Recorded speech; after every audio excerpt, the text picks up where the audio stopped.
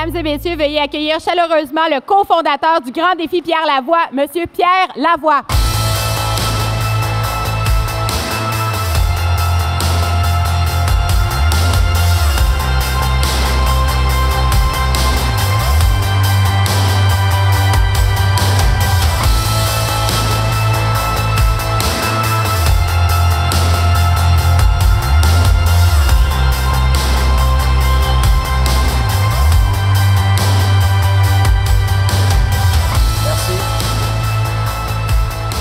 Merci beaucoup. D'abord, M. le Premier ministre, merci sincèrement de nous donner cette occasion de parler finalement à ceux qui font les changements dans une société, nos gouvernements. Aujourd'hui, il y a 5000 jeunes qui courent direction Québec, sont partis du stade olympique. C'est la première cohorte de jeunes qui vont venir influencer nos employeurs et les maires de nos municipalités, parce que ces jeunes ont reçu cette valeur des saines habitudes de vie par notre système d'éducation. Nous, on croit à l'éducation. D'ailleurs, le problème de santé au Québec sera réglé par l'éducation.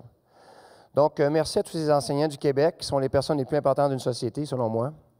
Oui, un médecin, ça peut sauver des vies, mais un enseignant, ça peut sauver des sociétés parce que ça éduque.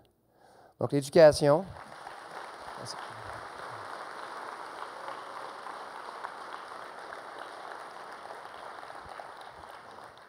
David Suzuki disait dernièrement qu'il trouvait que son mouvement environnemental avait échoué. C'est des mots lourds. Mais quand j'ai regardé un peu ce qu'il voulait dire, il nous disait qu'après 50 ans de militarisme pour l'environnement, à essayer de convaincre des gouvernements ou des entreprises, à essayer de changer le modèle, à essayer d'améliorer l'environnement, il s'est dit que c'était un problème de stratégie. J'aurais dû aller plutôt dans les écoles, à essayer de convaincre les enfants et les éduquer pour pouvoir corriger la société. Les écoles du Québec, présentement, sont 1450 qui ont accepté le programme du Grand Défi, qui est un programme contraignant, qui est une surcharge pour les enseignants, qui, même en pleine période de négociation qui est terminée, puis on sait que ça n'a pas été facile pour eux, ils ont inscrit encore plus d'élèves que les autres années. Donc, à chaque année, quand il va arriver le programme des cubes énergie, puis d'ailleurs, M. Lessard, je vous remercie, il paraît qu'il vous a fait faire un cube hier. Merci beaucoup. J'ai entendu dire. Ils sont en train de faire un travail inouï pour notre société de demain. Vous savez, les coûts de santé, c'est 34 milliards, c'est 50 de nos impôts maintenant. 2 seulement sont investis en prévention. On sait très bien qu'on ne pourrait pas investir autant en prévention et dans le curatif en même temps. Donc, ça part par quoi? Ça passe par des comportements personnels. Ça passe finalement par éduquer nos enfants. Ça passe par ces écoles qui acceptent, comme ils ont accepté il y a 25 ans, de passer cette valeur de l'environnement dans nos écoles. C'est eux qui l'ont fait au départ, là. Ensuite, on a vu toute la société qui a suivi. Les parents qui ont adhéré, les municipalités qui nous ont mis des bacs bleus, les gouvernements qui ont mis des règles, les entreprises qui ont suivi. Et aujourd'hui, tout le monde accepte de faire sa part pour l'environnement. Donc, ça a passé par l'éducation. On est en train de répéter le même modèle. Les enseignants du Québec ont levé la main, acceptent notre programme. Ce programme va dans la maison. Les parents et grands-parents peuvent contribuer en faisant des cubes énergie. C'est pour ça qu'on les a impliqués. Parce que nous, pour qu'on ait impliqué la famille, on considère que le plus beau modèle pour un enfant, ce n'est pas son prof à l'école. C'est ses parents. Vous allez faire un grand travail en éducation. Merci de vous préoccuper de l'éducation. Je considère que oui, la santé, c'est important, mais je considère que l'éducation, c'est la colonne vertébrale de ta société. Le jour que tu arrêtes d'éduquer un peuple, même plus tard, tu te ramasses avec des problèmes de santé, des problèmes économiques et des problèmes sociaux majeurs. Tu ne dois jamais négliger l'éducation de ta société.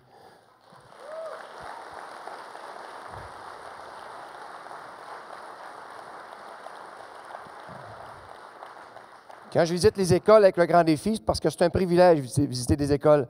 En même temps, tu vois le choix des Québécois. Les gens disent non, c'est le choix du gouvernement. Non, c'est le choix des Québécois. Parce qu'à chaque fois qu'on est élu un gouvernement, on fait des sondages à connaître c'est quoi voulez-vous, les Québécois?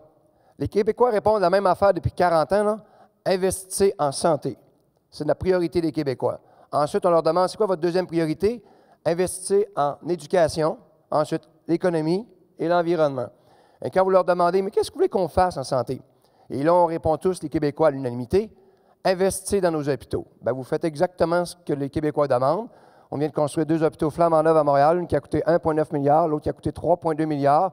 Maisonneuve-Rosemont, 900 millions en rénovation. L'hôpital Sacré-Cœur, 300 millions. À Baie-Saint-Paul, les construit un terrain stable, on veut la mettre par terre, d'en construire une neuve. À Québec, on leur a annoncé un hôpital flambant neuf de 3,8 milliards. Perche-Coutimi, quand on sort année de la nôtre, on la mettra par terre, puis on en construira une neuve.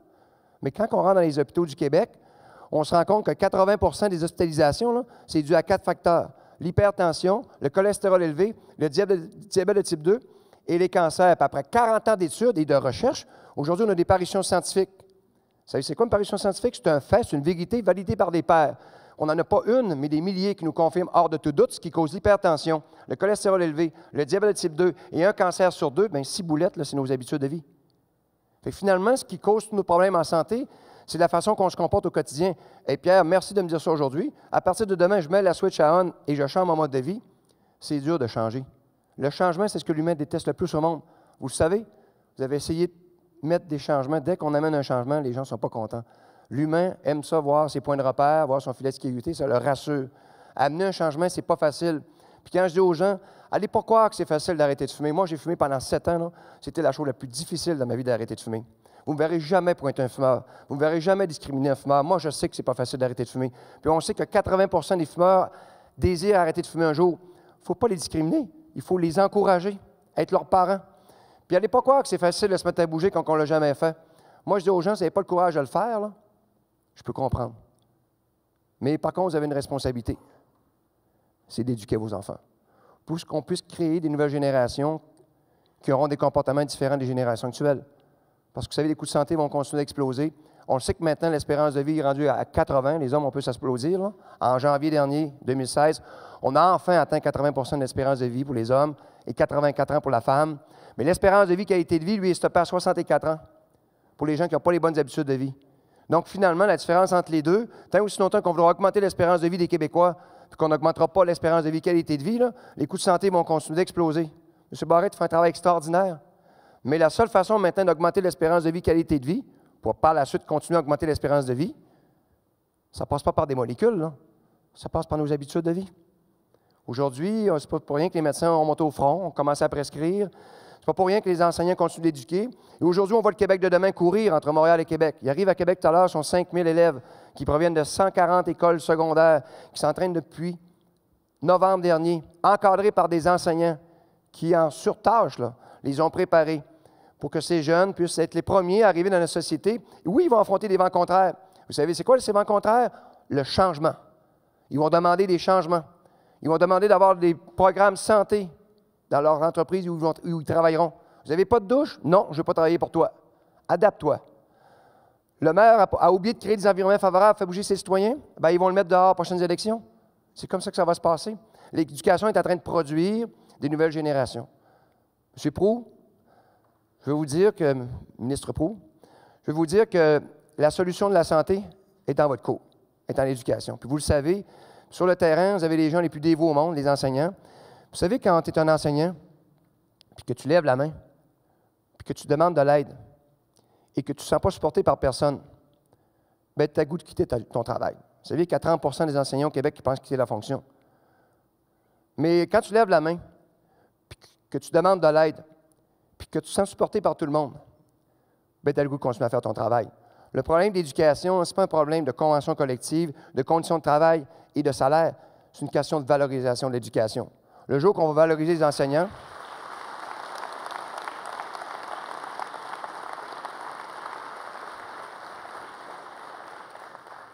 merci de vous en préoccuper.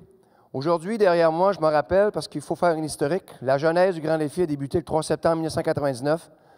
D'ailleurs, M. Couillard, vous en souvenez à l'époque. Nos maladies héréditaires du Saguenay-Lac-Saint-Jean. Moi, je me battais contre seul de mes enfants. Ce jour-là, c'était le début. Mon fils Raphaël était dans mes bras. Sa sœur Laurie venait de décéder de l'acidose lactique. Puis moi, comme père, qui n'avait aucune éducation, j'étais un mécanicien, moi, qui travaillait dans une usine de pâte et papier. J'aurais voulu être un médecin. J'aurais voulu être un généticien ou un homme d'affaires, mais j'étais tout simplement un mécanicien.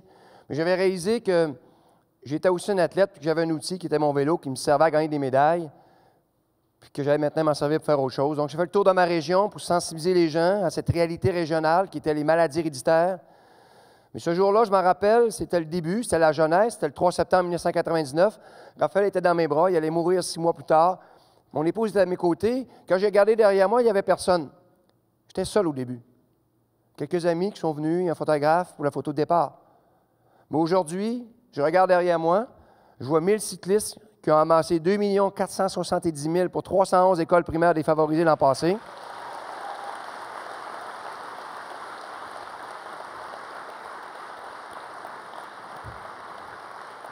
Et 700 000 pour les maladies génétiques orphelines. Je vois juste derrière eux les 7 000 cyclistes qui s'enligneront à la boucle cette année, qui 80 sont des personnes sédentaires ou presque sédentaires. On fait de la santé publique au grand défi, là.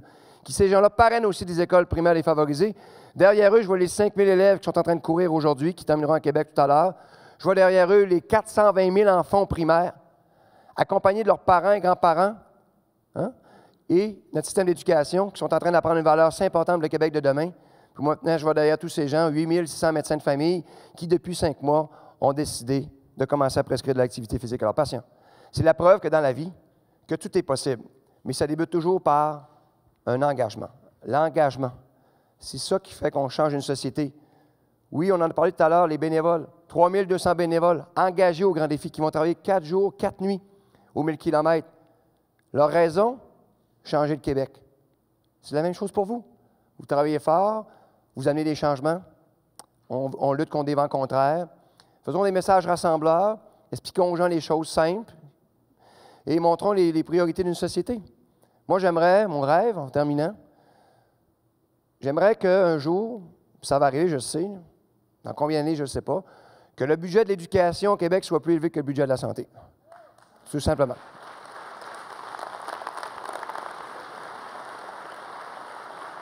Donc, merci. Merci de m'avoir donné cette occasion de parler à des gens qui se préoccupent de l'éducation, à un gouvernement qui s'en préoccupe, qui en fait une priorité. Merci, M. Proulx. Je vous souhaite un bon succès. Pas de la chance, succès. Puis vous savez, le succès, il faut travailler fort. Je serai derrière vous, dans vos politiques, bien entendu, parce que nous, on veut faire avancer le Québec dans la bonne direction. On veut le faire avancer avec l'éducation. Merci beaucoup.